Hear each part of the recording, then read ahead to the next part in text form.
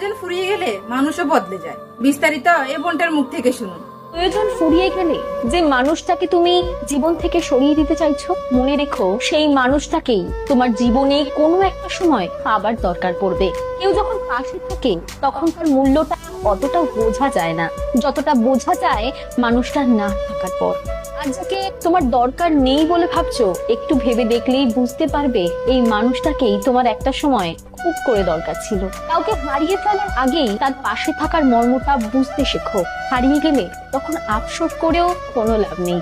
তোমার বিপদে কাউকে পাশে পেলে জীবন দিয়ে হলেও তাকে আগলে রেখো, কারণ বিপদে সবাইকে পাশে পাওয়া যায় না। সময় সবার একরকম থাকে না, সময় পরিবর্তন হয়। আজ তোমার সময় ভালো যাচ্ছে বলে ভাবছো ও দিনের পাশে থাকা মানুষটাকে তোমার আর দরকার নেই, তাহলে ভুল ভাবছো। ঘুরে ফিরে তোমারও আবার খারাপ সময় আসতে পারে, তখন ওই মানুষটাকেই তোমার আবার দরকার পড়বে। মানুষের প্রয়োজন কখনোই ফুরোয় না, শুধু সময়ের ব্যবধানে মানুষের চাহিদার পরিবর্তন হয়। আর যাকে তোমার দরকার পড়ছে না, যার কাছে তোমার আর কিছুই পাওয়ার নেই, একটা সময় ছিল সেই মানুষটার কাছেই তোমার সব কিছুই ছিল। নতুন মানুষের মোহ বেশি দিন থাকে না, পুরোনো মানুষটার মোহ কেটে গেলেও স্মৃতি থেকে যায়। পুরোনো কাউকে ভুলে নতুন কাউকে নিয়ে বেশি দিন টিকে থাকা যায় না, কারণ প্রতিটা পদে পদেই পুরোনো মানুষটার স্মৃতি আঁকড়ে ধরে থাকে, মানুষটার কথা মনে পড়তে থাকে। জীবনে কাউকেই প্রয়োজনীয় ভাবতে নেই, প্রতিটা মানুষই কোনো না কোনো দিক থেকে প্রয়োজনীয়। কাউকে দরকার নেই বলে যাকে দূরে ঠেলে দেবে, একটা সময় দেখবে সেই মানুষটাকেই তোমার জীবনে সব থেকে বেশি দরকার পড়ছে, তখন আর কিছুই করার থাকবে না, কারণ মানুষটাকে ততদিনে তুমি হারিয়ে ফেলছো। কথাগুলো শুনে যান, আপনার সন্তানের জন্য ভালো হবে। আমাদের সমাজের মধ্যবিত্ত ঘরের বাবা মারা তাদের সর্বোচ্চ দিয়ে তাদের সন্তানকে ভালো রাখার চেষ্টা করে, কেন জানেন? কারণ তারা মনে করে তারা যে সিচুয়েশনের মধ্যে দিয়ে তাদের সারা জীবন অতিবাহিত করছে, তাদের সন্তানেরা যেন তাদের থেকে একটু বেটার পজিশনে থাকে। তারা যেভাবে খাওয়া দাওয়া করছে, চলাফেরা করছে, জীবনযাপন করছে, তাদের থেকে তাদের সন্তানেরা যেন একটু দুধে ভাতে থাকে, মানে একটু ভালো সিচুয়েশনে থাকে। এই কারণেই তারা সর্বোচ্চ দিয়ে তাদের সন্তানকে ভালো রাখার চেষ্টা করে। কিন্তু এক্ষেত্রে বাবা মারা একটা ছোট্ট মিস্টেক করে থাকে। সেটা কি জানেন? সেটা হচ্ছে বাবা মারা যখনই কোনো কষ্ট করে, যখনই তাদের জীবনটাকে কষ্টের মধ্যে দিয়ে অতিবাহিত করে, কিভাবে স্যাক্রিফাইস করে তাদের সন্তানকে বড় করে যাচ্ছে, সেই জিনিসগুলো তাদের সন্তানের কাছ থেকে হাইড করে।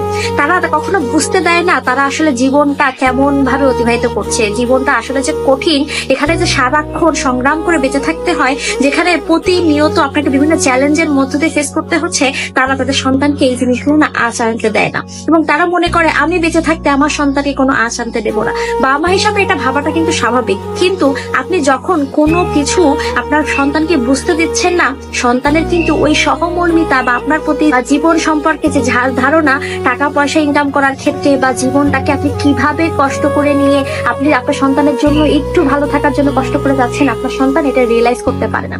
সেই জিনিসটার জন্যই কিন্তু আপনার সন্তানের জীবনে বড় হওয়ার যে আগ্রহটা, জেদটা, যে প্রচেষ্টাটা, সেই জিনিসটা না অনেক সময় আসে না। আপনার সন্তান যদি বুঝতে পারে আপনি কিভাবে তার জীবনযাপন, সুন্দর জীবনযাপনের জন্য কষ্ট করে যাচ্ছেন, কিভাবে আপনি আপনার লাইফটাকে অতিবাহিত করছেন শুধুমাত্র সে যেন ফিউচারে ভালো থাকে, এটা যদি তাকে বুঝতে দেন, দেখবেন আপনার সন্তান জীবন সম্পর্কে একটা বেসিক ধারণা পাবে এবং তার মধ্যে ওই জিনিসটা আসবে যে আমার বাবা এত কষ্ট করে বা আমার মা এত কষ্ট করে আমার জন্য এগুলো করছে, আমি অবশ্যই তাদের জন্য ভালো কিছু করার চেষ্টা করব। এবং সেটা যখন দেখবে তার নিজে থেকেই না নিজের কিছু করার একটা আগ্রহ আসবে। ব্যাপার হচ্ছে বাবা মা যতই পুশ আপ করুক না কেন, সন্তানের মধ্যে যখন নিজে থেকে বড় হওয়ার আগ্রহ, জেদ, ইচ্ছা, আকাঙ্ক্ষা না হয়, তাহলে সেই সন্তান আসলে টেনে টুনে একটা নির্দিষ্ট লেভেল পর্যন্ত যেতে পারে, তার উপরে যেতে পারে না। নিজেকে বড় হওয়ার জন্য, নিজেকে নিজের আইডেন্টিটি ক্রিয়েট করার জন্য, জীবনে প্রতিষ্ঠিত হওয়ার জন্য নিজেকেই কিন্তু অগ্রসর হতে হয়।